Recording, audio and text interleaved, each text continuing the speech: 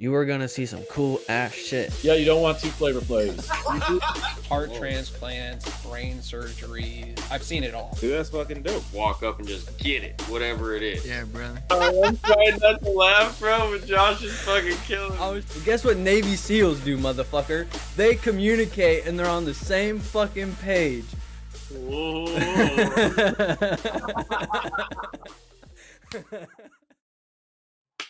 Welcome back to the Happy Hoodlums podcast. It's your boy, Kemper Woodruff, the Happy Hoodlum himself. We also have the very strong one, the very powerful one, Mr. Zack Sampson, and the baby hoodlum, our third in the trio, Mr. Josh Taylor.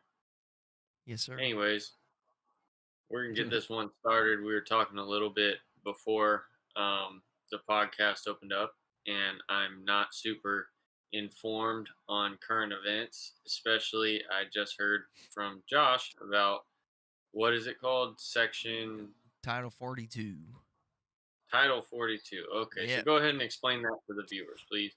Okay, so I could still be wrong. I'm not 100% onto it. But this is from my little dibble dabble of research. Title 42 came out in about, I want to say like 1944.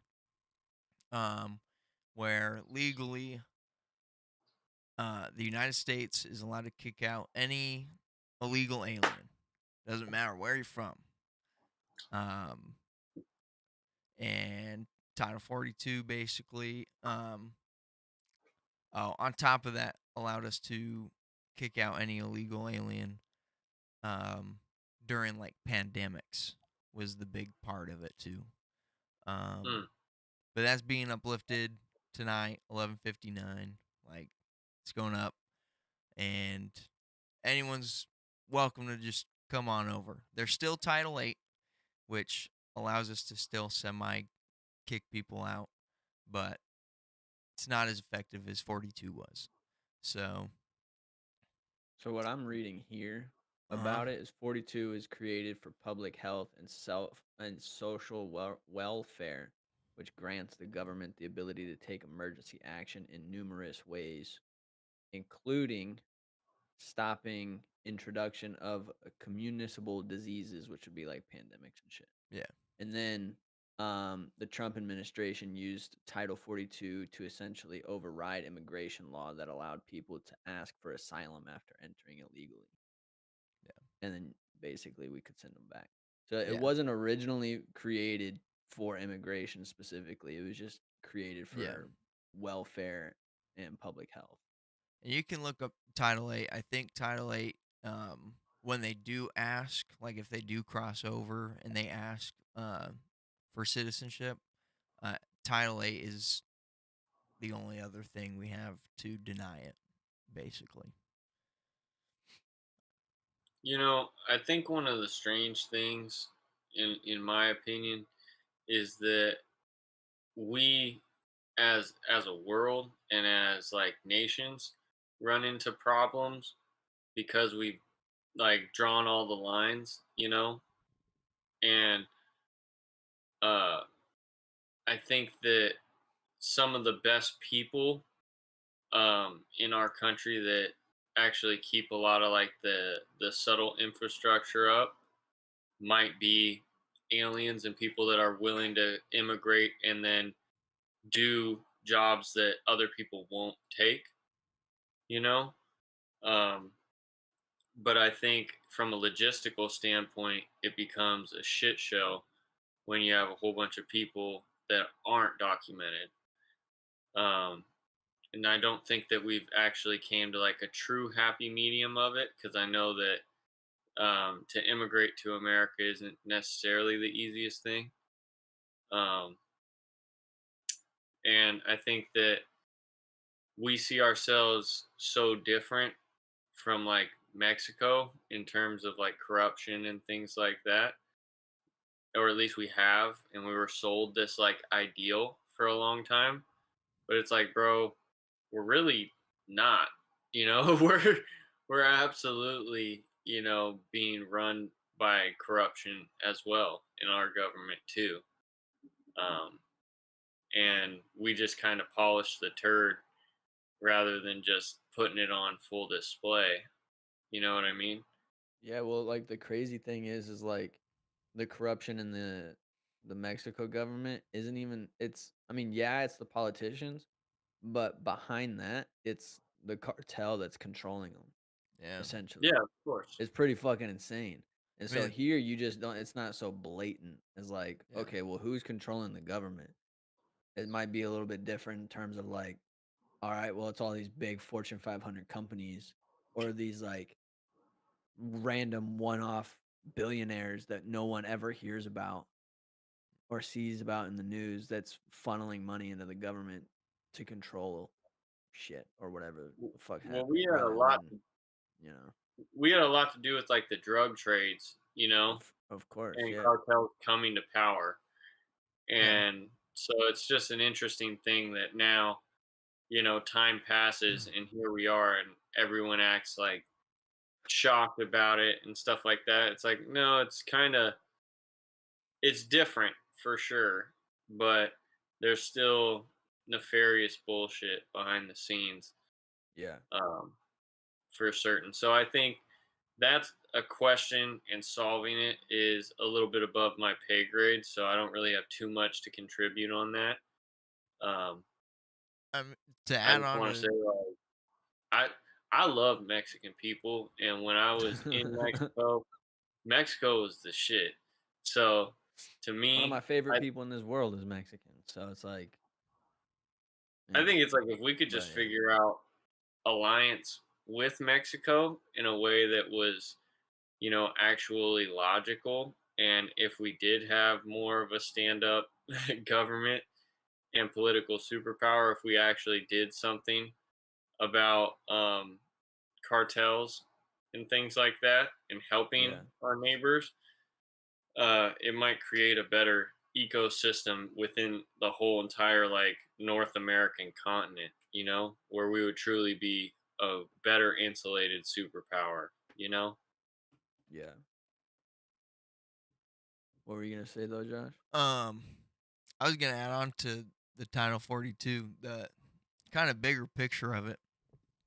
The cartel has um was kind of overthrowing the Mexican government for the past, I don't know how long, but a couple months. And that's like the big reason people want to cross over to, is mainly because the cartel's been in control for a while. Mhm. Yeah. But Like they're trying to escape them, you know? yeah, Kind of a fucking I mean shit show. they captured the leader or whatever. But I mean, Yeah, what's but that gonna do, dude? there's You always the know? next one. Oh yeah, yeah, There's a And chain of command, just like, yeah. Just our like government or just government, like yeah, any military or any other yeah. structured organization. There's always a chain, you know? also, shout out to Gunnar Foster because he's the one that I've had a lot of conversations with him about it. And he was like, he kind of put me on game with that. He was like, dude, honestly, you think anyone wants to live underneath that kind of tyranny and like being scared? He was like, no. If we were actually like a super down, like not spread thin superpower of military strength and might and virtuousness, we would go and smash the fuck out of them, and have Yeah. an operation to eradicate through Mexico and then have a true like alliance there, you know. But I don't Yeah. think you're ever gonna get um, rid of all bad. You know what I Oh mean? no, no. Um, and so at a certain point, it's like there would have to be an end to it, but we could definitely make a better point of like righteousness is what will be tolerated and anything less won't be stood for. You know what I mean? Just so we could have a better functioning humanity and world. Yeah. But our second topic of the evening that we were talking about is mental health. And I'm curious as to where your brain was going with that when you brought it up. I can't. I don't know if I can play like a video. No, I was watching. I was sitting, laying in my bed, before the podcast, and hold on, let me see who it was. It was But it Patty was Pimblett Patty. from the UFC. Yeah, yeah. Patty the Um, baddie. yeah, and it was after he won a fight. It was his speech. So backstory: Yeah, before he you went and probably know fought, more. his Yeah. friend committed suicide Hmm. before he fought, and then he went and fought, and he won. And his post-fight speech was about men's mental health and how we should start talking more, and that it's not weakness to talk, and that if you need to go to someone because like we're kind of all we got essentially. Yeah. Um, and so his message was to just try and get men to, whether it's talk to fucking a therapist or just to their friends more, just be more open about feelings and things like that, so that one day you don't find yourself so alone that you want to take your life, you know? I don't think that you can get more alone than when you're with other people and you feel alone. That goes back to that Robin Williams quote where he was like, I used to think being alone was the worst thing in the world until I found out I could be alone in a room full of people. Oh yeah. If Oh, you're, I You mean, know? if you're in a room full of people that like don't make you feel a certain type of way, like, I mean, you could also be to the point where you're just so, for the lack of like a better term, down bad that it's just like no matter what's going on, you feel alone. I've been in those places before. I've I been think around people and I'm like, dude, like, one, I just don't feel like being here, and two, I just like I'm not having fun. And I'm like sad at the same time, and so it's a weird thing to like maneuver, I well, guess. I think, it's interesting that we bring this up because I can truly speak to and even in just some of the stuff that I'm dealing with in my personal life right now, the feeling of being violated, right? Like Yeah. through disrespect, right? When Mhm. you as a man and as a human being have given your all, and you feel like shortchanged. But I was listening to shout out to Bedros Koulian. I was listening to his show, his podcast, and he had said something that was interesting to me. He said, don't promise yourself or tell yourself you're going to do something and not go through on it because you're subconsciously programming a level of distrust in yourself when you don't actually follow through on what you say you're going to do. And that erodes your self confidence and erodes the respect that you have for yourself. And that causes you to seek more outside validation. And I think that's why we're not made to be individuals like a lone wolf because we're tribal creatures. That's how we survive.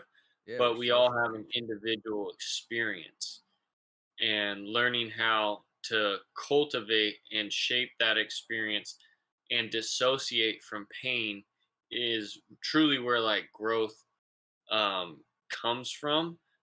But what I've found to add on to that is that you still have to express that emotion to process it in Yeah. some way. And I think that's why like today I had my first guitar lesson and Mhm. I can tell you guys I absolutely did not feel energetic. Like I felt super tired. I didn't want to go, but I was like fuck that. I'm going. I told myself I want to learn this skill, you know, Mhm. and I'm going to go and do it and have this experience. And there's something strange that happens where it's like I was really tense at first and I was kind of judging myself, even though it's like I don't know how to do this. So obviously, I'm not just going to pick it up and be like fucking Jimi Hendrix. It's going to have an awkward phase to it, right? Yeah. But forcing yourself through this awkward phase where you feel um, that you lack the skill because you truly do, but you're going to go and do it anyways.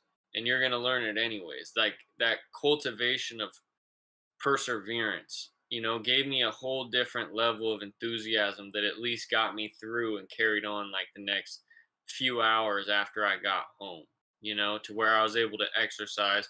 And again, I didn't even want to do this podcast tonight, but I was like, fuck that. I'm getting my ass out of bed and I'm doing it anyways because maybe there's something that will be said, or something that I hear that can contribute to someone's situation. Yeah, there's been a lot of times where I've not wanted to do the podcast. Like the very first episode, I didn't want to fucking do it at all. And like if you go back and watch it, you can tell I'm like not really there. But to like go back and touch on something that you talked about like dissociating from the feeling, but also allowing yourself to like express it was something that I've had a really hard time learning in the past over fucking years. And so like what I found out is that like from past relationships, all of them like ended really, really badly, right? And I never really uh like genuinely processed those. And Hmm. so in the present, I got hit with um emotions that came back because of those.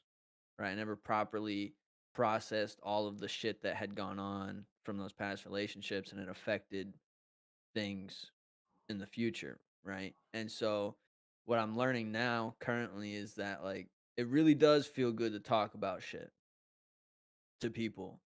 Um and be open and honest and truthful with yourself and then even if like honestly, I found out this method that kind of works for me because um I have, probably like a lot of us, I have a tendency to suppress my emotions at a certain level, right? So I'll let a certain amount of tears come out of my eyes in front of people, but I'll never fully break down in front of people, right? And Yeah. I'm sure a lot of people are like that. A lot of like probably most of us are probably like that, right? And so what I found out is I can just kick it on my bed or on my couch and turn on my voice recorder on my phone and just start talking out loud to myself as if I'm talking to somebody, right? And then through that, I can talk like I'm talking to somebody, but then I can allow myself to reach a level of emotional outlet that I don't with when I'm talking with other people. And Mm. so I'm like, I can be angry, I can be sad, I can cry, I can be frustrated, I can be confused, right? I can bawl my fucking eyes out, which I've done a lot of recently because of all the talking I've done to this fucking phone, And so like uh it is really really beneficial to get shit out and it's you don't really think that it's going to cuz most people are like that talking shit doesn't help me, right? But then the other day I my dad said I was working with him and he said, it will feel better if you talk about it. If you let it out." And so I talked to him about it. It was very brief. I just told him what was on my mind, and everything did feel a little lighter, right? It didn't feel quite so heavy, like it was weighing down on me so much. And yeah, and so I've been going through a lot of like emotional blossoming in a sense of like learning how to really process things and push myself towards a more healthier mindset. Because I have a lot of insecurities, and that fucks with me too. So it's like talking about those is really hard as well. So being able to pick up my phone whenever I feel like I need to and talk to it for 30 minutes. Like I've talked to my phone for an hour before, just letting shit out straight, nothing like no breaks. I got Hmm. water once, but like I was just going, and that's not shit I usually do with people, because well, one, sometimes I just don't feel like, um, and I'm sure most men feel like this, or even most people, honestly, nowadays. It's just like I don't want to bother you with this shit. And then at the same time, it's like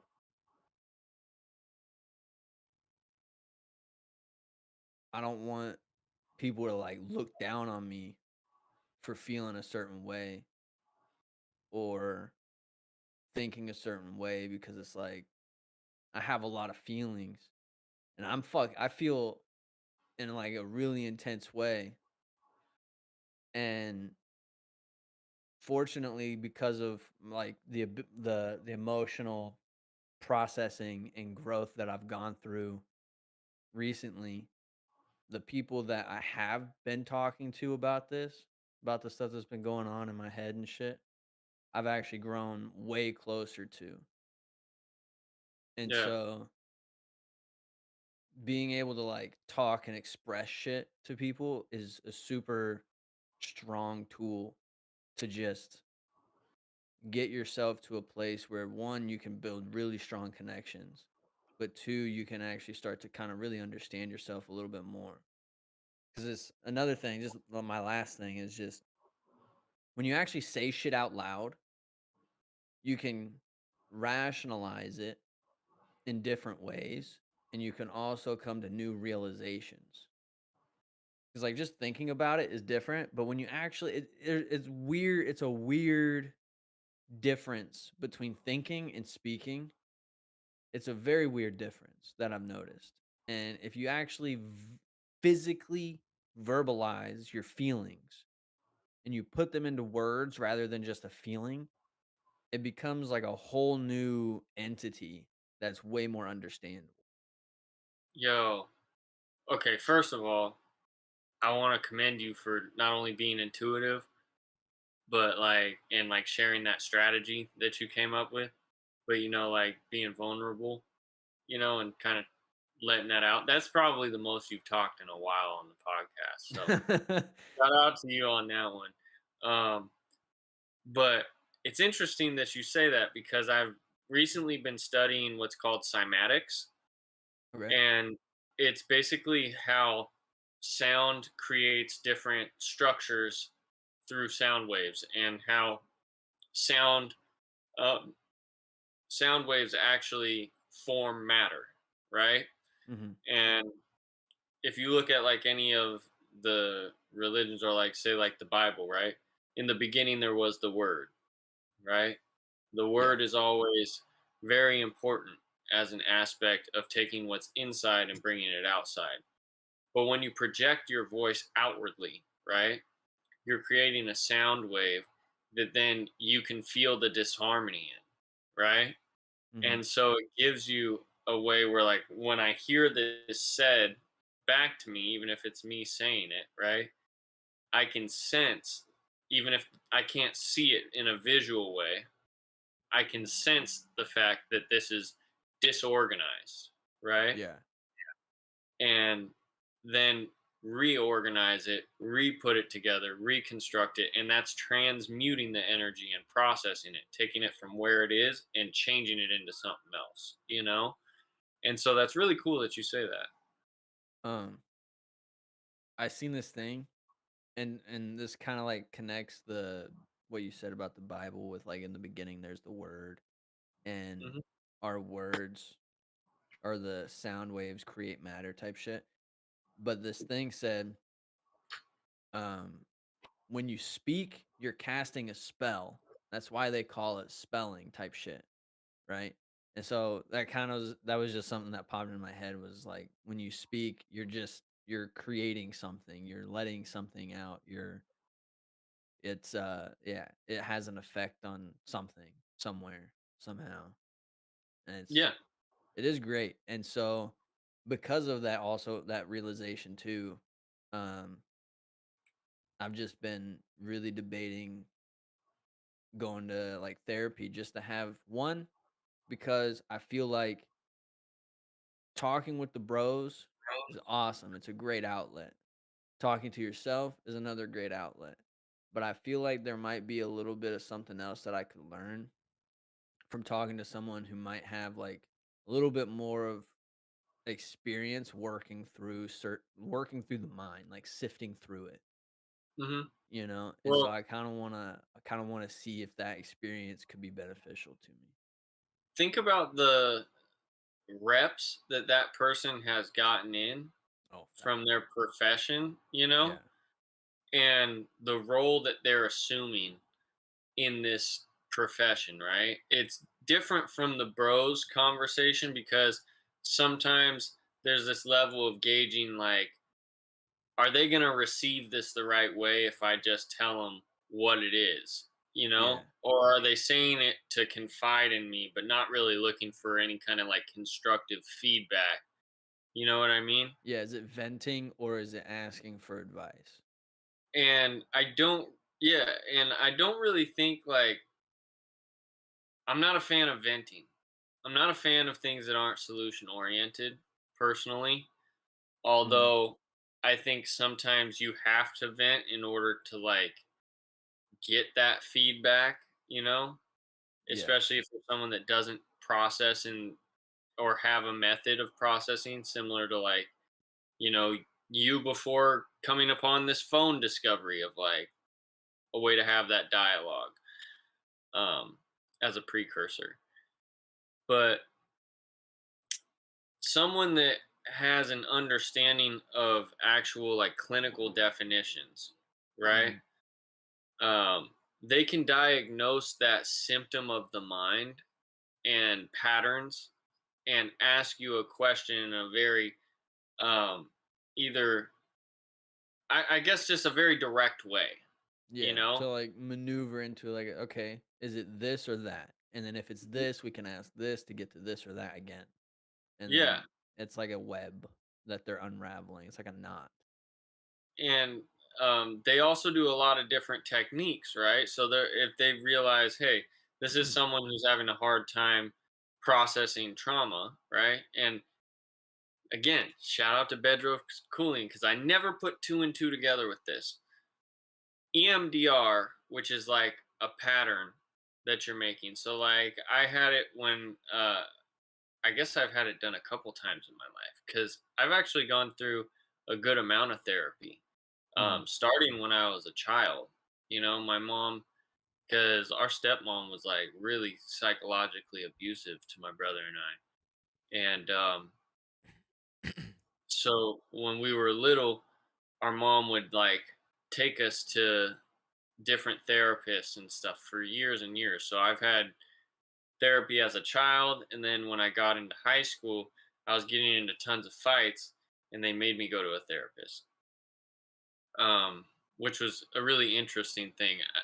It was like my mom had it set up where she like came to the school and was like, "All right, give him one more chance, and I'll put him in therapy."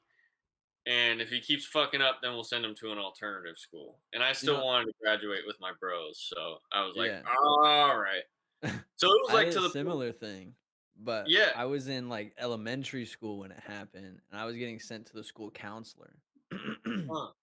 And so he had this like box of like sand and like the tech deck skate park and shit. And so Mhm. you'd get to play with toys as an elementary kid while he talked to you about what you were feeling. And so like and your thoughts and everything like that and why you did this and really figure it out. And that fucking I went from an actual bad kid to a fucking decent dude because of that guy. His name is Nate. Shout out Nate.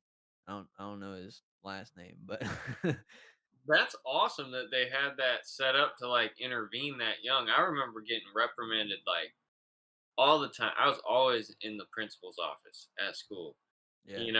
either for fighting or for pranks and shit. But like, yeah, I spent a lot of time in disciplinary situations. Oh, dude, I got suspended. I got in school suspension. I was a little shithead up until like 6th grade.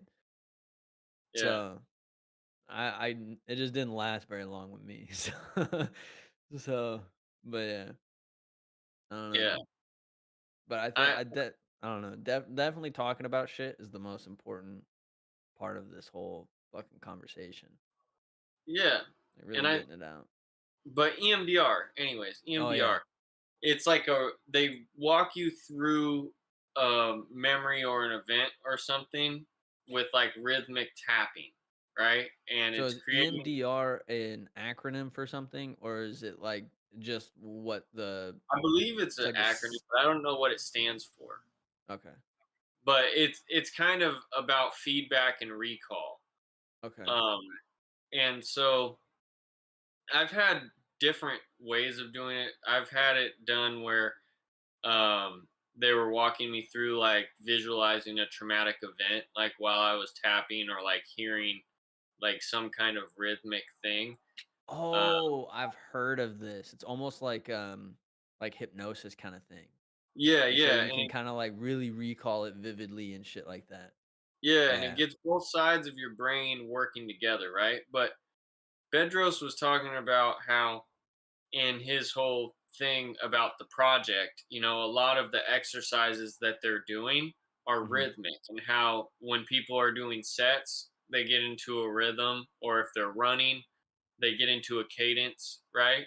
And it kind of allows both sides of the brain to process the information and to work on a problem. And it's a form of EMDR. And I'd never thought of it that way. But that kind of blew my mind. And I was like, oh, no wonder I've been falling in love with cardio and things like that. But I want to say something about, like martial arts, because I'm finally at the point where I've been able to begin doing like some boxing training and stuff like that again on my own. Yeah. Because my back couldn't handle the impact, like when I'm twisting and stuff like that. Mhm. But I was working on my jab, and it was like I was really frustrated, when I first began doing this. Um, and that's why I was like, man, I just need to hit something. Like I need to express Yeah. that has to be okay. Like that's something I haven't done, but like in a long time out of anger. But I'm like, I need to be able to just get back into doing what I'm doing, right? And there's a point where you punch the anger out of yourself. Yeah. Like there's no amount of anger that I can get that's gonna prevent. There's a breaking point on anger, right? And it's directly associated to your body and your output of that kind of energy. And after you get beyond that, that's where this like wonderful clarity is, you know? And you don't give a fuck anymore. You're just able to enjoy this experience that's actually quite painful. you Yeah. know, like my shoulders are burning, my wrist is all cramped out and shit like that because I Yeah. haven't worked this muscle in a long time. And, you're having to deal with this conflict of like feeling inside of yourself like, oh, I would just smash this thing. And then you're like, no, dude, I got a bitch wrist right now. You know what I mean? Reality check, Something right?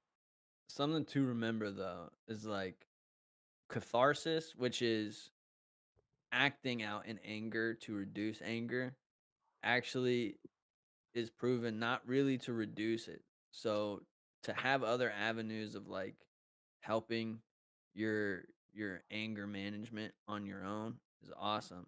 But in terms of what you're saying, rather than like punching a wall or just punching a pillow, you're doing something rhythmically where it's like, okay, you're getting into some type of state where it's like you have to breathe, you have to get into this almost meditative, especially when you're going in long distance, like cardio or something. And that's what I've realized is like, one, fucking cardio is actually something different because I never realized it up until recently. Because one, I never got on the elliptical because I always thought it was a bitch machine. And then I started running on it Wow, with you. And you saw me running on the elliptical, and you're like, look at him on the bitch machine yeah, over there. because you're doing How many this. I'm like, but I don't use the arm things because I feel weird doing it still. So I put my hands just right here in front. I'm just running. But anyways, so I started doing the elliptical, and because of how my knees are with like the tendonitis and shit, high impact stuff causes me to like get really discomfort from like treadmills and shit like that. And so the elliptical is actually really nice because it's a rounded motion. And so I was able to get into cardio way easier when I started using the elliptical. And now I'm doing like 20 minutes every session. I used to just do 20 minutes at the end of every non-leg day. But now my fucking trainers got me doing fucking legs almost every goddamn day, which is ridiculous, by the way. My calves are absolutely torched, and the muscle on the front of your calf is called your tibialis. That fucking sucks too. It's like controls your toe lifting and your foot and shit. That's fucking torched. But anyways, I've been doing cardio and getting into that state because originally I started doing the performance setting on it rather than the intervals. So the Mhm. performance is like short hills. Mhm. Um and so the incline's high, but the resistance gets stronger. So the Mhm. incline stays the same, but the resistance goes up. And so it's real short. It's like maybe like 5 minutes per hill. And so I'll do like 4 hills. But originally I was only gonna do 15 minutes. And I got to like the 10-minute mark. I was like, what the fuck? I'm keeping this pace. Like I'm keeping the same pace the whole way. If when it gets harder, I'm keeping the same pace as when it was lower reduced. So Yeah, I'm like, I can I know what you mean. maintain this shit. And so my breathing stays the same. I'm literally only nose breathing. I don't open my mouth, or I try not to. Mhm. And I just go. And I got to the point where I went from barely hitting like 2,000 steps in 20 minutes. So now I'm getting really close to 3,000 in 20 minutes on Mhm. this one uh performance based thing. And every time I go to do cardio, I'm like, I don't want to fucking do this shit. But then I do it and I get off and I'm in such a zen mode, that rhythm and the breathing and the music that I'm listening to, I'm done and I'm like, I could still keep going, but I'm in such a good place now. Like I just don't care. I feel light. My brain is quiet and it's fucking amazing. And this is why I push people to exercise so much. Cuz one, most people will look really fucking good if they put on a little bit of muscle. Number 2, it makes you feel really fucking good. So it's Mhm. like I know what exercise does for people. And some people have this weird, I've heard people with this excuse that like people with ADHD, they don't get the same type of effect from it, but I'm like, I know people who have ADHD that work out. And so that's not quite like a similar excuse. Like they do it and they do it religiously. And so I don't know if like that excuse really works, but I definitely want everyone who feels like they're fucking stressed out or depressed or anxious all the time to go fucking work out. Even if you start just doing 20 minutes on a fucking treadmill, just walking at like a 3 incline and just watching what people do in the gym and then mimicking that later on. Fucking awesome. But working out will change the way that you feel on a day to day. Guaranteed. Yeah, 100%. And I do just want to add one little thing in terms of like martial arts, whether it's jujitsu or boxing or whatever you're doing.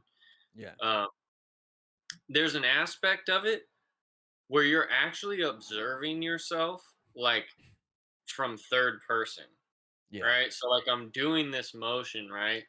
For instance, like when I'm punching, I punched this thing and I was like, how did that look? Right. And I'm not filming myself.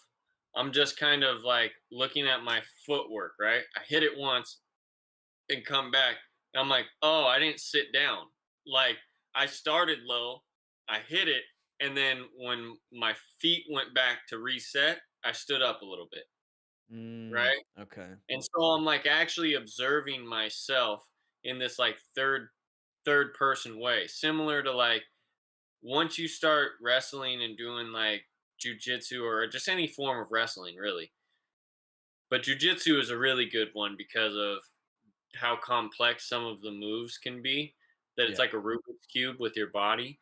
That you start like playing it back in your head once you understand the position you were in, and you're like, all right, what would I do or what could I do from here?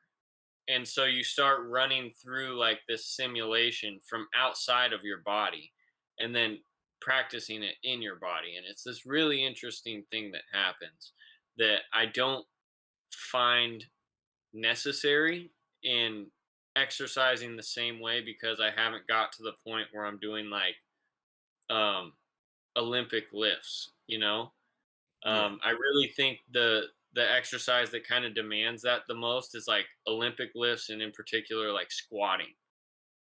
Yeah. You know, The I, really like the compound movements.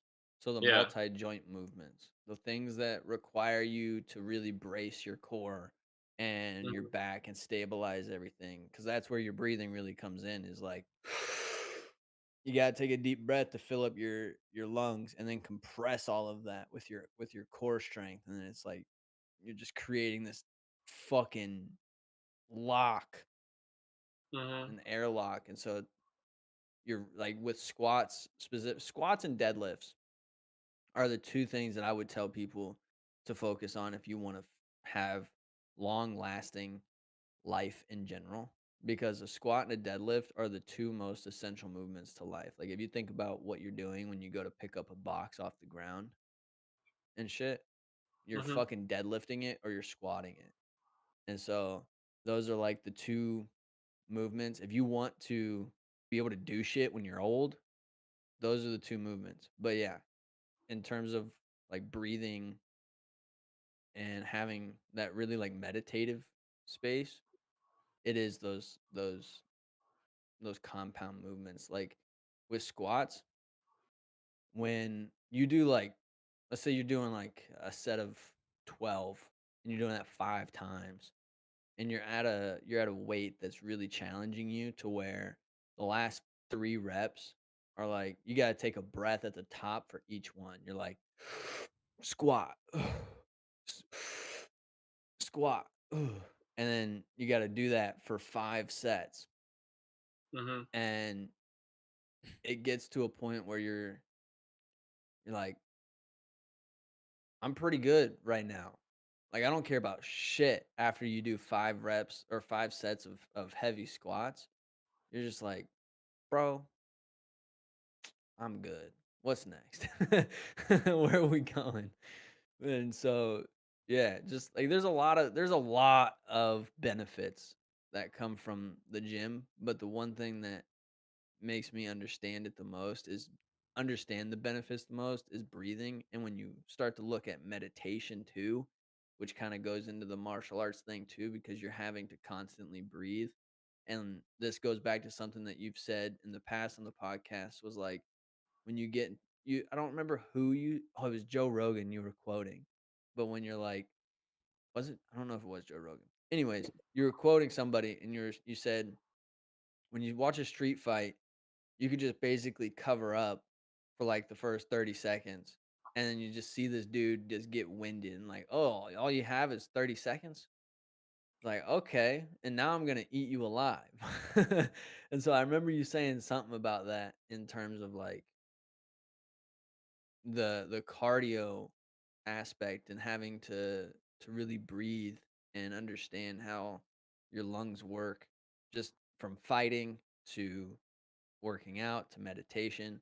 Breath seems to be a very strong component in almost everything if you want to feel good and have less anxiety. Well, breath controls your chi, and your awareness follows your breath oftentimes. Mhm. But I wanted to add something that kind of dawned on me, where I think part of the spiritual aspect of exercise is that demanding more of yourself allows more of your spirit to be expressed. Oh yeah. you know? And I think when we're sad or dealing with something mentally draining, it's like we have this untapped potential that we know and we feel it's inside of ourselves. And we're like, it's almost like if you've ever been to a concert, right? And or especially like a underground like rap show where you see people like going and they have a ton of artists on, right? There's a Mhm. part of most people in the crowd that are there that's like, I could fucking do that. And there's people out there, I've been that dude where it's like, all right, if you just gave me the mic, bro, I'll tear this shit up right now. You know what I mean? But then you're like, but bitch, you're not on the lineup. What the fuck? You know what I mean?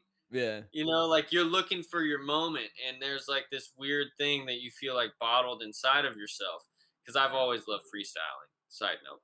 But in this, it's like it doesn't just have to be in the gym, but I think physical exertion is probably the best way to go about like allowing more out of yourself by demanding it, you know, 100%. or being like, fuck this emotion, you know, Yeah. this isn't my only emotion. I know I can be happy. I've been happy before. I have the capacity to be happy. And if I got to do it fucking sad, because what's the result? You know what I mean? What's the end result that I want? Yeah. All right, I can. And then as you're doing it, you're like, I don't want to have this suffering as I'm going through it. You know, Yeah. like if I absolutely have to do this, sorry for the train, you guys, but It is if what I it is. absolutely have to do this thing, right? You know, then I might as well do it happy. And it dawns on you like halfway through most of the time. And then by the time you're done, you found some enthusiasm and you're good to go. Yeah. So for me, it's a little. It's not necessarily like, all right, well, I'd rather be happy while doing this. For me, what I end up finding is like most of the time when I enter the gym and I start my workout, especially recently, I've been very sad, very down, and very unmotivated. Within the last probably really close to 2 weeks, I've been running off of pure discipline Hmm. and everything. So like the things that weren't built into my habit list yet kind of fell off, and all the things that were built into my daily routine from like the last months, last years have stuck, right? Hmm. And so the gym being one of them, and I'll walk into the gym, and the way that I've almost been like, I've even told my trainer, but he told me today that I had to stop doing this um because I was getting some massage work done, and we found out like a really like tight, uh possibly like over exerted part of my leg, um Hmm. that I go into the gym and I almost use it as a healthy version of of self-harm in a Hmm. sense. And so what I've been doing is I'm picking weights that I doubt myself with, right? And so like I'll be like leg press, right? I don't do it often, and I'm doing 4 sets of 15 at 270 pounds. And for that's not a lot. I probably could have definitely went up, but I don't do leg press a lot. And something that scares me about leg press is one, getting pinned, two, my legs snapping. Because I've seen Hmm. videos of my legs snapping. So I don't go high. I don't go very high weight anyways on leg press. But 270 pounds makes me doubt 15 reps for 4 sets, Hmm. right? Especially the way that I do my reps, where it kind of really as controlled as I can and as Hmm. deep as I can. And so shit like that, or doing 100-pound fucking walking lunges, right? I'm carrying 24 kgs in each hand, and that's about 52 pounds, something Hmm. like that.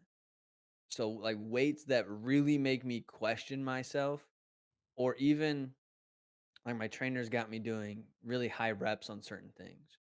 And Hmm. so sometimes I'll pick a weight and I'll do my first set, but then after that, I do every set as far as I can without stopping until I physically like my I have to fight my body to want to go back down. Like if I'm doing squats, right? Let's say I'm doing This is a really crazy example. Let's say I'm doing 5 sets of 20, right?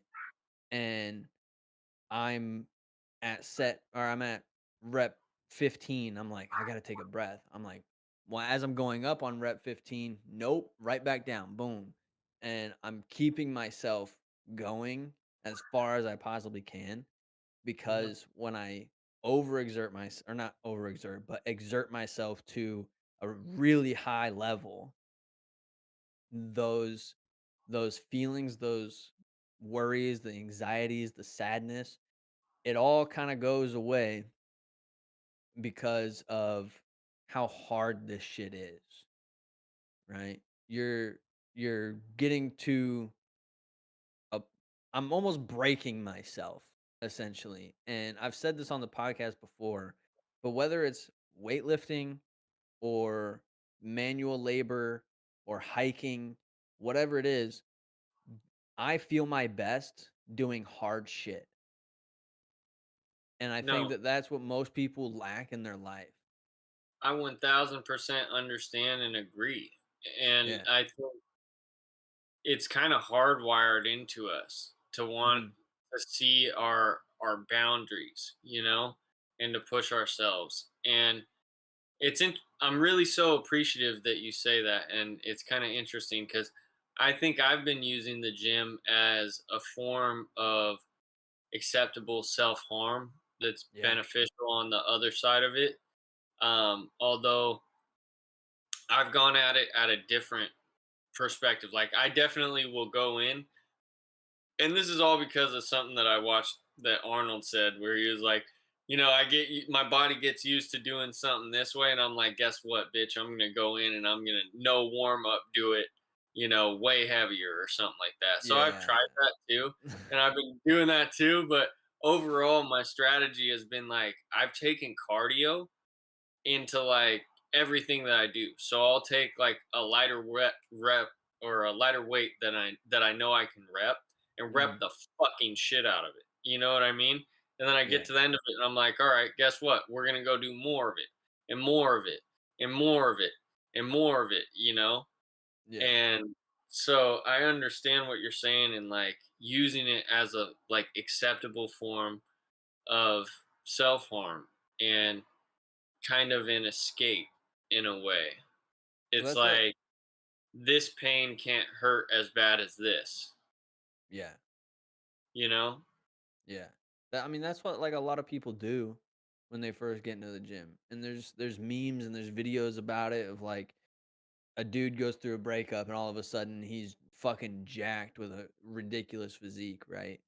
It's like, a lot of people get into the gym because they're feeling down, they're feeling sad, they're feeling negative emotions. Right? A lot of like happy people who just get into the gym, I see like they're not pushing themselves as hard as people who are hurting emotionally, you know? And I see that. I'm at the gym pretty much fucking 5 days a week. I almost had 6 for some reason. Um and it's a lot of people like that was why I got into the gym. Well, Fucking bad breakup. I was depressed. That's why I started working out. That's why most people do.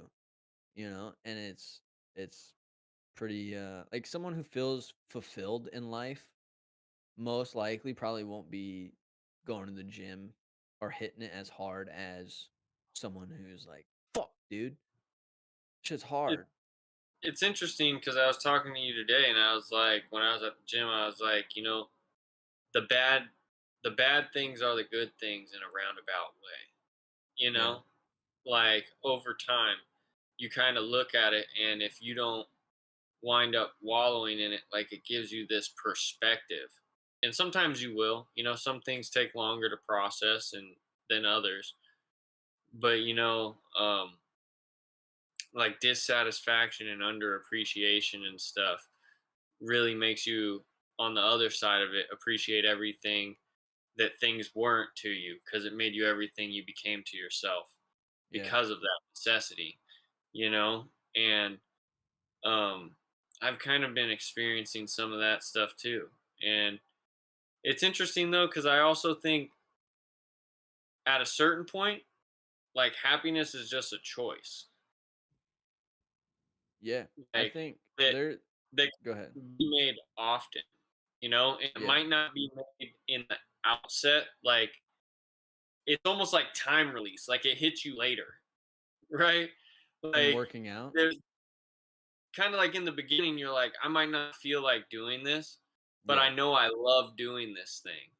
And then you start doing it, and then over time, it's like you just get lost in it, and there comes that happiness again, Because it's like, I don't want to do this in a suffering way. I'd rather do it in an enjoyable way. For real. And something that was like you said it is just not wanting to do it at the beginning. My first movement, like today, I did deadlifts. I didn't go very heavy to what I can do, but what I went heavy for what my grip can handle because I don't have my deadlifting straps and shit. Um, and so it wasn't. I actually ended up finding that injury in my leg or fatigue in my leg. But anyways, uh, I went decently not heavy. Anyways, I'm stuck on the heavy thing. The first movement was hard to get through because didn't want to be there, you know, dealing with the emotions and shit like that I'm going through. I didn't want to fucking work out. But like I said, I'm solely running on discipline in most situations right now. Hmm. But once I went from the deadlifts into my seated jumps to my horizontal jumps to my leg press to my leg curls to my core, um by the time I was at core, dude, I was sitting there so calm that I was almost falling asleep Mm. sitting up. And I was in such a good place. I felt right. I felt good. I felt happy that I did it. And I was excited to get out into the sun and get home and shit. And then there was something else that I wanted to say, but I forgot. So go ahead. I know you got Well, something. I, I was going to say, it's kind of funny that we're called the Happy Hoodlums, and this whole episode has been like, and apparently the past few episodes, it's been like the sad Hoodlums hosting the Happy Hoodlum show. Like, a Yeah. couple sad boys doing the Happy Hoodlum show.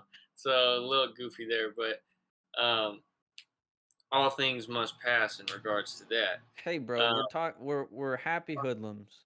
We may be sad right now, but we're talking about how we work out becoming yeah. happy again. Well, You know? yeah, and I guess I wanted to also say that everyone needs a place to be, right? Yeah, community. Sometimes you just need a fucking place to be. And I Yeah. don't care if it's church or it's like when I was younger, right? When I was sad there, I lived around the corner from a spot called um Arleta. And I would walk up to Arleta and I would play basketball. And I would just sit and I would shoot with a basketball. And there were oftentimes like games running over here, and I had no desire to do that. I needed a place to be, Mhm. and just me and that hoop became like this zen thing of me just, even when I didn't make it, if the ball was bouncing and running over here and I got to go and chase it, right? Because I only got like a half court to work Yeah. on, uh, and the ball's rolling out over there, just running and chasing the ball gave me something to do.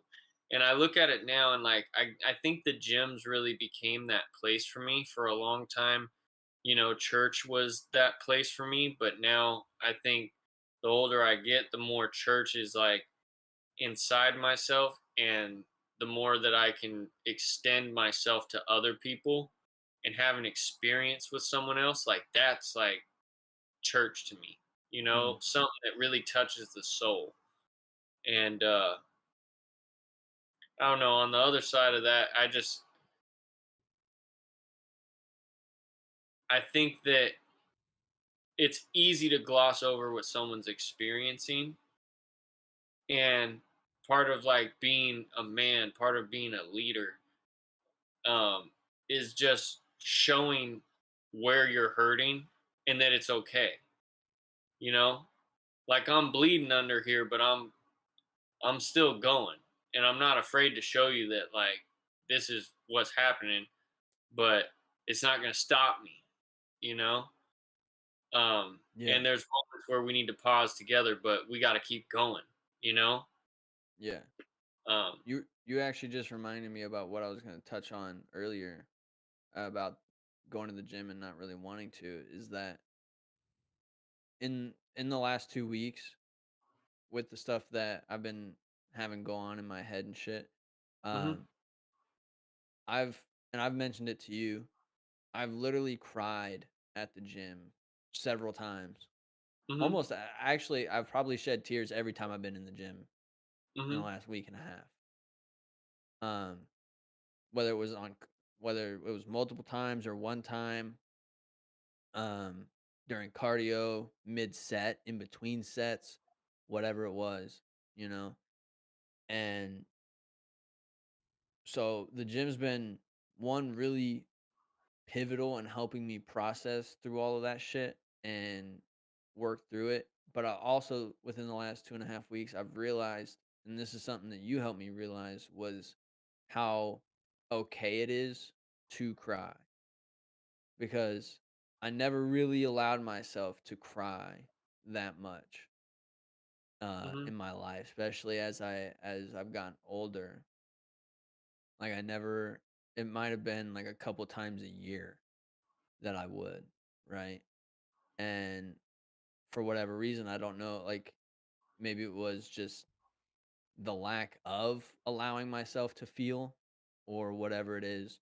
But now allowing myself to express that, and this goes back to the beginning of this whole conversation of just like letting things out, allowing myself to let that shit out, even if it's a couple tears trickling down my face mid set, or talking to my phone and bawling my eyes out, you know? Yo, Um, you, but yeah. you know how powerful it is when you're doing something with tears rolling down your face? You know, like how hard it is to be a good person sometimes, you know, especially when you just feel violated, you know, and you're Yeah. still not gonna there's a conviction in yourself where you're like, I still can't allow myself to be that, you Yeah. know? Like you Like want to I'm say not some shit, but you're not, because you don't want to let those thoughts and those feelings like just fucking take over. it's like even if you don't love me like I deserve to be loved, I'm not gonna treat you as less than or disrespect you. You know what I Yeah. mean? Like there's a level of like pain that comes with that that's so real. And you know, like just the imagery of someone fighting and going through these moments, you know, continuing to go on with tears down their face, you know, but they're still doing it anyways. You know, like that is where you become, you're human, but you're more than that too. You Mhm. know, it's the most like oxymoron kind of thing. You're exhibiting like this God level conviction of principle, you know, and saying, I'm not what I'm experiencing right now. You see what I mean? And it's like, I Kinda. know there's a time where like I'm crying now, but these tears are going to water my dreams. You know what I mean? Yeah. That I don't know, And we, cuz it like for me it's like like a madly different experience, cuz I've never let myself cry in public mm, up until recently, you know? I've And cried a so lot. yeah, you told me. And so like you told like one of the things that I almost broke down when you said this to me in the gym. I was mid set and you were just about to leave, and I told you like I was doing everything I can like not to break down, and you said, "Dude, it's okay to cry." And that I almost fucking lost it in that moment. I was like, "Fuck." Almost Well, needed someone to just tell me it was okay. And Well, that's I saw it. Like I could register that hurt. Where I was like, you had the they were on the verge of coming out of your eyes, and you were holding them back. And I had seen this talk. I've mentioned it before, the podcast that was with Joe Rogan and a man named Jason Wilson, yeah, who runs the Cave of Adullam. And I believe he wrote a book. I want to look it up. I believe it's like either Man Cry or like Cry Like a Man or something like I think that. it's Cry Like a Man. Yeah, but I was listening to him talk, and Yeah, the it's way Cry that Like a he was Man. expressing, and with such sincerity and masculinity, but also tenderness, and that those two things overlap. And like Yeah, his presence really made a huge impact on me, because the men that I uh, was fathered by never cried. I can't even yeah, remember seeing them cry. I remember the one time um, that I ever saw my dad cry, and it was when I told him, "You're not my dad." You know, yeah, like, and that was the one time that I ever saw him shed a tear. And that was so deep. Like, I might have been maybe like 5 years old or something like that. But when I saw the level of like, that brought him to his knees. But he was still like, he took that high ground of like, I'm not gonna shun you or like be mad at you about that. He just took it on the chin, and we just went inside the house, right? But it was a moment that stuck with me. And like when we were in the gym, bro, you know how many times like a lot of people don't know what it's like to lose someone or something so precious, you know? Um yeah, like when my best friend was like murdered, you know what I mean? Like, to this day sometimes I think about that, you know? And it's like I've done a lot of things behind that where I was like, I just wanted my friend, you know? I remember one of the most impactful moments of my life was him just like, I had gotten in a fight, and I was trying to get this kid, right? And he had ran from me, and I just wanted him so bad, and I was going to chase him. And I was going to get in a fight with this security guard at the school, and he wasn't even allowed legally to be on school grounds, but he found me and he caught me before I cracked this dude, which would have probably put me in a whole yeah. other world of trouble, right?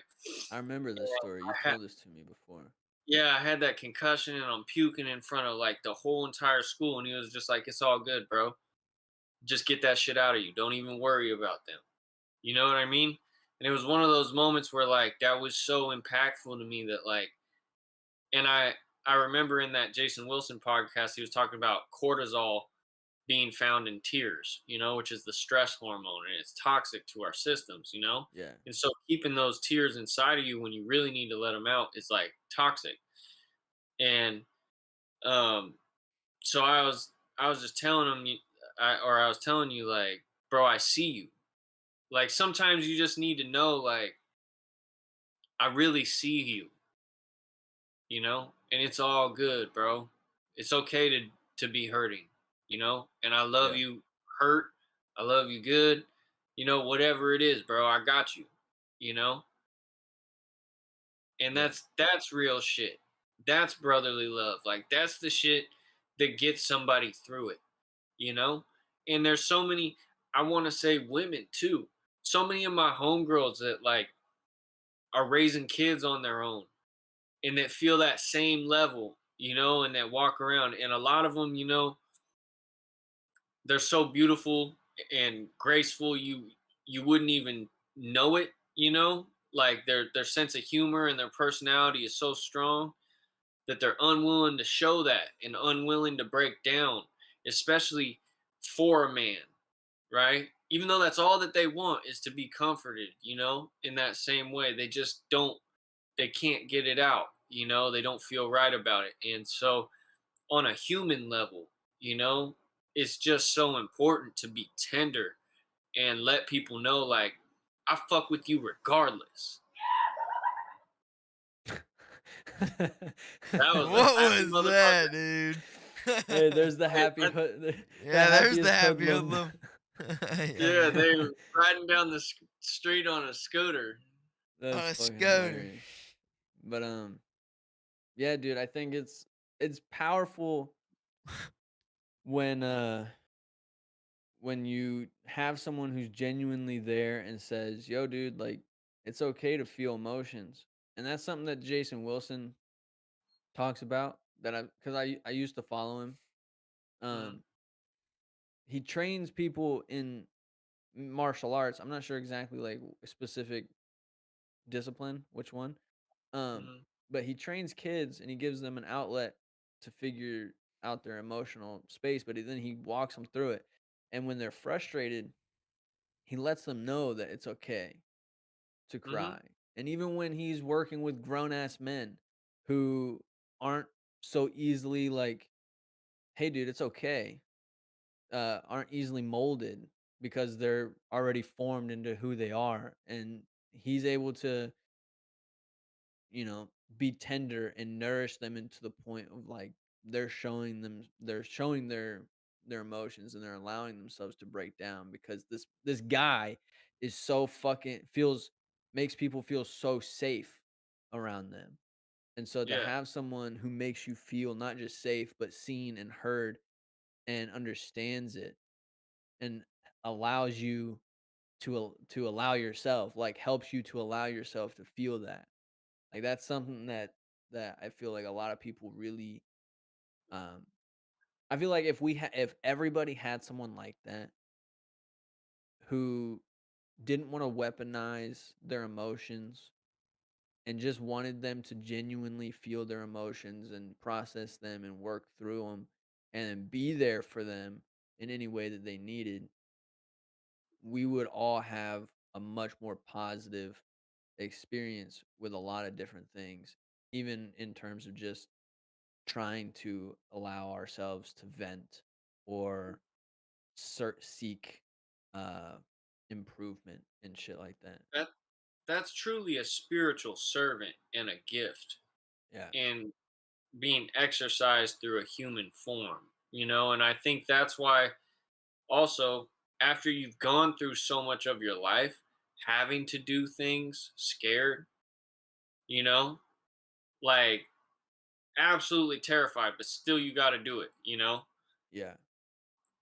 There's a level of resilience. And I think that's why being pushed to that extreme, why you need to be broken down oftentimes, especially men, we need to be like broken down before we're actually willing to show that vulnerability. Yeah. And you have to get to that place where really you can't function. And I don't think, now that I'm saying this, that it's truly like a male or female thing. I think life will break you down, you know?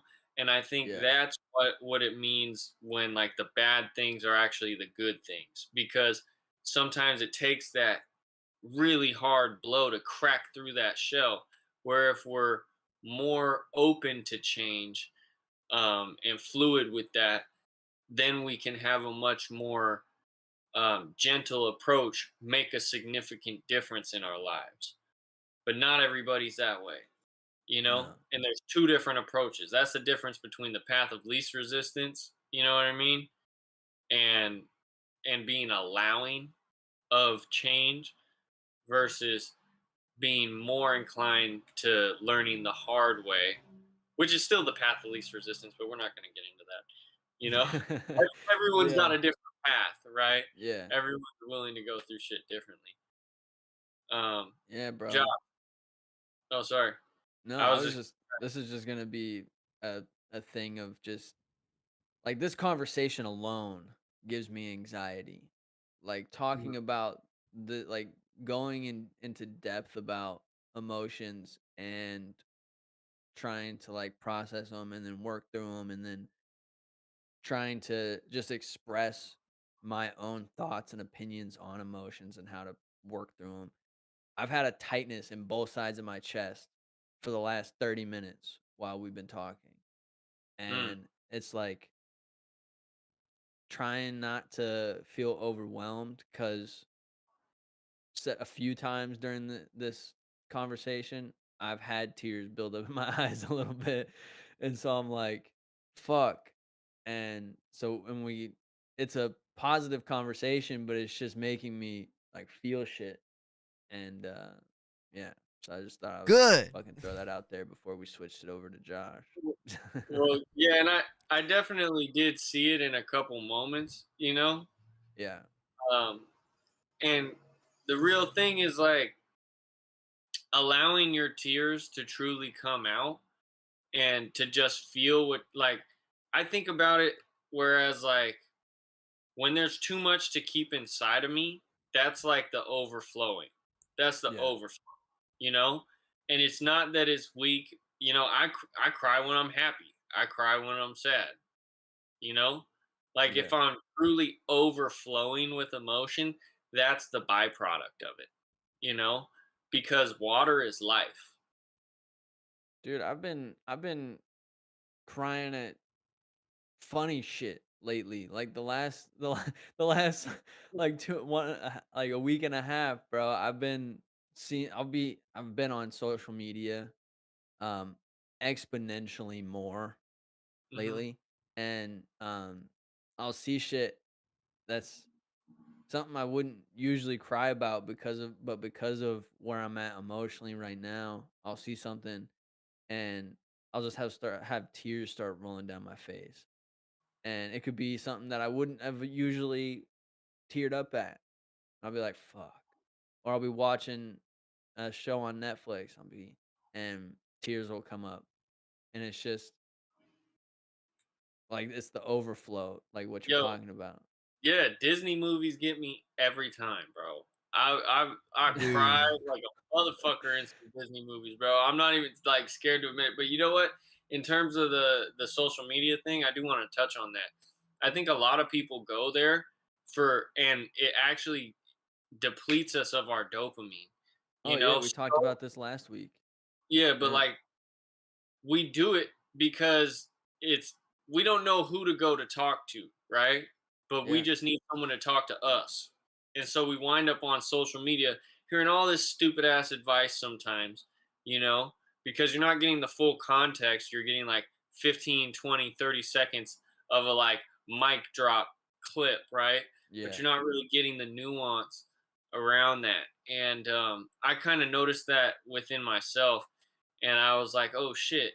And so I've been making an effort to really not interact with social media, and in doing so, it's made me realize like how lonely someone can be if they don't have a ton of shit going on for them. And if you don't prioritize having things to do for yourself, Oh yeah. don't expect to have a full life. You know what I mean? Facts. And I think there's a difference though in terms of having a life that's full of stuff versus family, you know? Like truly because a lot Community. of yeah. Just community is what I was saying. Yeah, like a lot of but no, in on a deeper level love. Yeah. Like real love, you know? And like I can try and be as successful as I want at all these different skills, but to me like it's not going to cover up the fact that like my heart's hurting from not receiving love from the source that I want it to come from. You know what Yeah. I mean? And it's in that place of vulnerability that you have to like truly be open to feel and accept all feelings, whether it's hurt, whether it's anger, whatever the fuck it is, you know? And you got to give that to God and let that energy, that source of energy come through your spirit and work through you because there's a message behind it and sometimes you don't want to learn it, but it's really you have to come to accept it. Whatever that feeling is, it has to be okay for you Yeah. to move on, for you to make a different decision so you're not hurt and stuck in this time period in this cycle. so it doesn't keep going over and over and over again. And it's difficult sometimes, and that's why I say you gotta just allow yourself to cry, because there's gonna be a level of depth that you reach to when you're really going and getting where you're supposed to be. All that other stuff is superficial. Like, if you can swallow those tears, you're not deep enough, bro. Yeah. You're not honest enough with yourself. you know it's when you get to those tears that you're really living, that you're fully invested, fully committed, fully authentic, you know? And the bigger fear that we should have is not what we look like, it's that we're not allowing ourselves to live a full fucking experience, And in the end, we're going to turn around and go, "Why do I feel shortchanged?" And you're not going to have anyone else to blame. You can't blame your girl, you can't blame anyone. Even if they did break your heart, it was to make you feel that shit. It was to make you look at yourself. It was to make you grow. It was to make you get in there. And you have to um, love anyway. That's the greatest lesson in life. And it's all that you're learning to express is how to love anyway and accept everything, despite Yeah, any and all. there's something that I've learned lately as well, is like a lot of people will talk about doing shit like after a breakup, they'll get cold and they'll stop giving, they'll be like, "Oh, nobody's getting this from me anymore," type shit, right? I'm like, "You're going to allow," and this was a Mike Tyson thing, is like, "You're going to allow that person to change you? They're your master now. You're a slave to what they did." And so it's like, in a sense, is being willing to, even in heartbreak or in stress or you feel disrespected, to still allow yourself to be you and to still love the same way that you've always loved, and to allow yourself to give yourself the benefit of the doubt that everything's going to be okay. And this was actually another thing that I seen today. But most of my social media shit, especially on Instagram, is just like pictures of quotes. It's not videos. I try not to watch a lot of videos because I know that can be the super dopamine depletion thing, because it's the 15-second thing, just one after another, like you were saying. But this quote was, um, fuck, I forgot now. Anyways, That's okay, Josh. yeah. Josh, what you got? Because I have to pee like a racehorse for me I don't drinking got all this. nothing. We started with what I had. That's about it. I just want to talk Oh, about okay. those two topics. I mean, How I about don't know. talk about I've just the the mental impact health that the gym's stuff. had on you and shit? Oh, the impact the gym's had on me. Um, I mean, I still get zero play. Um, but I look That's good like the now. that's like So, the last thing we're talking about right now, but okay. Dude, I love Alright. it. I mean, That's it's a the great. gym. It's the Hold gym. up. I get zero play, but I feel good and I love myself more. So that's how the gym's got me feeling. Yeah. There's this popular meme. It's like, "Oh, I'm gonna get into working out so I can get chicks." And expectation, buff dude with a bunch of chicks around him. Reality, buff dude with a bunch of buff dudes around Yeah, I him. learned So that. I learned it's, that the hard way. That it's not yeah, really that true. it's not. You Yeah, don't go into the gym. Like, people aren't there to really like fucking do that type of shit. yeah. The gym's not Tinder. Like, you can meet people there, Oh, and you can I probably mean, meet like some unless you're cool chicks gay, but out of like, there. I mean, if you're talkative, I don't fucking know, but I no, know people who have met their girlfriends from the gym. It's just not what most people are going there to do. you want to know something? I don't know. It's not really that crazy, but like, kind of fun fact. I feel like there's more gay people in the gym than straight people.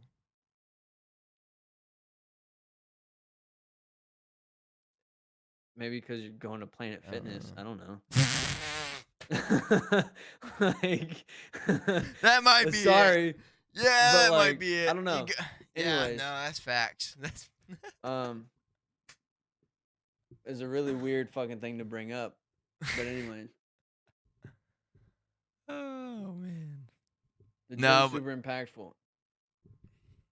on the Um, topic of like mental health, I don't.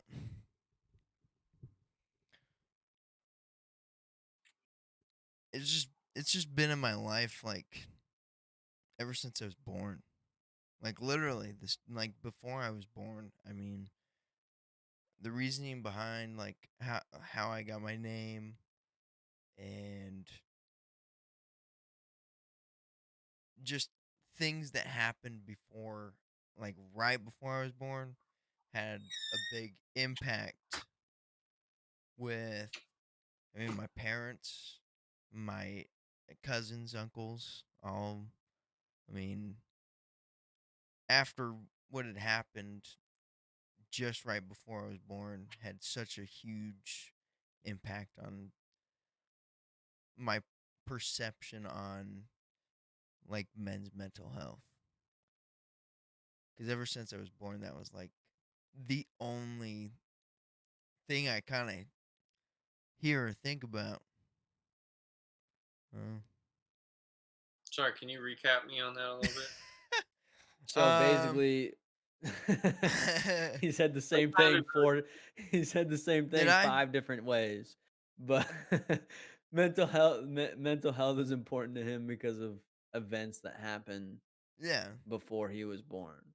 yeah, Oh, And okay. then it's been in his life since he was born, type thing. It's been a yeah. reoccurring thing, but Oh, yeah. Right. you know, Yeah. Josh, I think that there is a lot you could talk about if you really wanted to. I think there's a level of like of Eh. observation.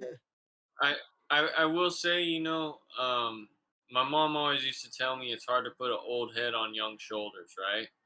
And there's a level of stuff that you go through, like, and it's a beautiful thing if you make it to 21 years old and you haven't had to experience much in the way of like death and like devastation of like real, like terribly hard life shit. You know what I mean? Like of especially things that make you realize the shortness and the preciousness in a different kind of way. Um, where it's like it slips through your hands. Like I was listening to like a a voicemail of my dad that I didn't realize I had because I was like, oh shit, I can hear his voice, and it was him inviting me to a concert and I never took him up on it. And I'm like, what the fuck? Like I look at it now, like, dude, I thought he was really gonna like that opportunity would come around again. You know what I mean? To go and experience that, or like, seeing a cousin of mine. Because when I was like 12, I want to say, like one of my cousins, like OD'd and died and shit, and like it's just weird shit, that happens like that. And there's a lot of people that experience things differently that make them go and reflect on their life in a way where um, I don't want to say like there's, I don't think depth is the right word, but vulnerability and mixed with the perspective of an experience, right? So like we can all have knowledge of things that happen, but there's like weird things. Like I know I've had to have moments, where I've had to explain to people things like of what it feels like when your parents get divorced, and you're like, because I was like, what, maybe 4 years old, you know. It's like Yeah. you have a dad one day and then your dad's gone. And then it's like he's back in your life, and you're like, oh, cool. And then it's like, then he's a different person when this other lady steps in, and she starts fucking psychologically torturing you. You know what I mean? And then you create this distance. And then before you even fucking know it, and you're like, oh, my dad's this really cool dude, but you just feel like there's this gap you can't cross. And then you wake up one day and your dad's dead. Whoa, fuck, my dad's gone again. You know what I mean? Like Yeah. there's people that some of them don't even know their dad, and they just start life not understanding why half of them is the way that they are. And um that got deep really quick, but Yeah, I it guess what did. I'm trying to say is like Oh, I yeah. I understand when you're like there isn't it's a beautiful thing if there isn't much to talk about in that regard, or if you don't have those worries, or if you're carefree. I think that's a beautiful state to be in. And if you are in that state and you don't have to process a ton of shit from like loss and stuff, and you can just cherry pick nuggets of like other people's experiences. So when you get to a stage in your life where some cataclysmic thing happens, you're ready to go through it. But in the meantime, it's like, bro, just run, just cultivate all the skills you can. Like, just quickly go through failure and experience trying many different things, you know? That's the only lesson I got out of the gym, baby. Till failure, man. Till failure. Yeah. Close to failure. No, it Well, don't matter what you're doing. we'll close there. I dig it. And Yeah. I love you guys, and thank you for another good podcast. Everybody that was watching, Hey, you I'm know, excited you for the stuck new around. Harry Potter series to come out. All right, Oh Love you shit. too, guys. that's Peace. a Later. sign off. Peace out.